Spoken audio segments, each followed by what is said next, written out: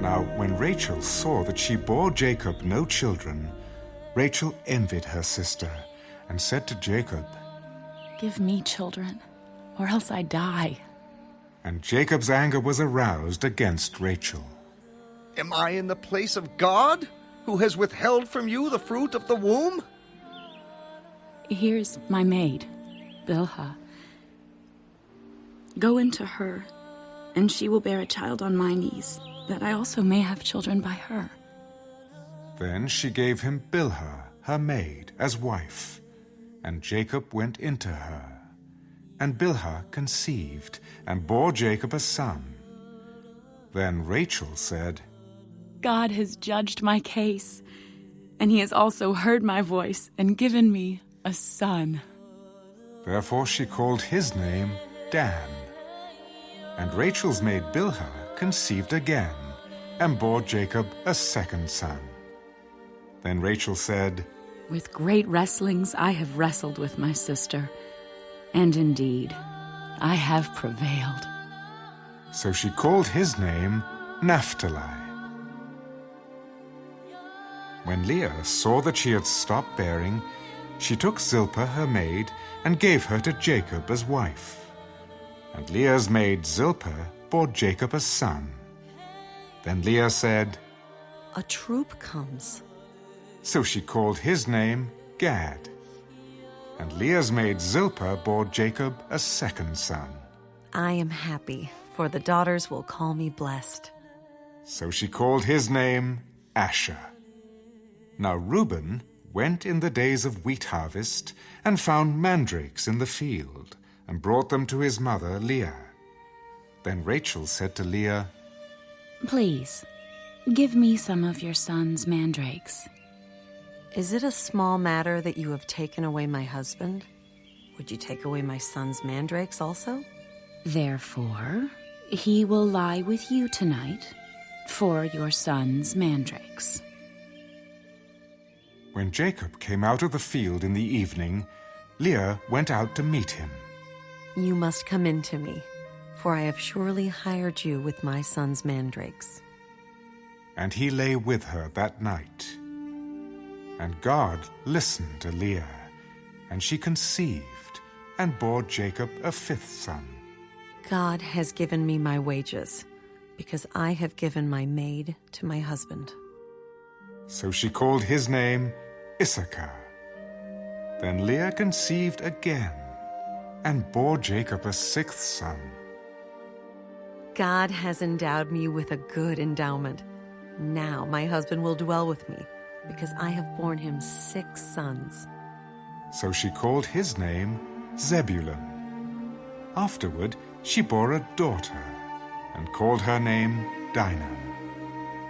Then God remembered Rachel, and God listened to her, and opened her womb. And she conceived, and bore a son. God has taken away my reproach.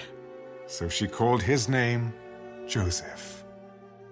The Lord shall add to me another son.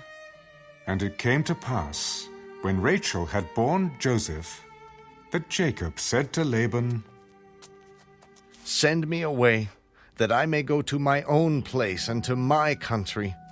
Give me my wives and my children for whom I have served you, and let me go. For you know my service, which I have done for you. Please, stay, if I have found favor in your eyes. For I have learned by experience that the Lord has blessed me for your sake. Name me your wages, and I will give it. You know how I have served you, and how your livestock has been with me. For what you had before I came was little, and it has increased to a great amount. The Lord has blessed you since my coming. And now, when shall I also provide for my own house? What shall I give you? You shall not give me anything. If you will do this thing for me, I will again feed and keep your flocks. Let me pass through all your flock today, removing from there all the speckled and spotted sheep, and all the brown ones among the lambs, and the spotted and speckled among the goats, and these shall be my wages. so my righteousness will answer for me in time to come, when the subject of my wages comes before you. Every one that is not speckled and spotted among the goats, and brown among the lambs, will be considered stolen if it is with me. Oh, that it were according to your word. So he removed that day the male goats that were speckled and spotted, all the female goats that were speckled and spotted, every one that had some white in it, and all the brown ones among the lambs, and gave them into the hand of his sons. Then he put 3 days' journey between himself and Jacob fed the rest of Laban's flocks. Now Jacob took for himself rods of green poplar, and of the almond and chestnut trees, peeled white strips in them, and exposed the white which was in the rods. And the rods which he had peeled he set before the flocks in the gutters, in the watering troughs where the flocks came to drink, so that they should conceive when they came to drink. So the flocks conceived before the rods, and the flocks brought forth streaked, speckled, and spotted. Then Jacob separated the lambs, and made the flocks face toward the streaked and all the brown in the flock of Laban. But he put his own flocks by themselves, and did not put them with Laban's flock.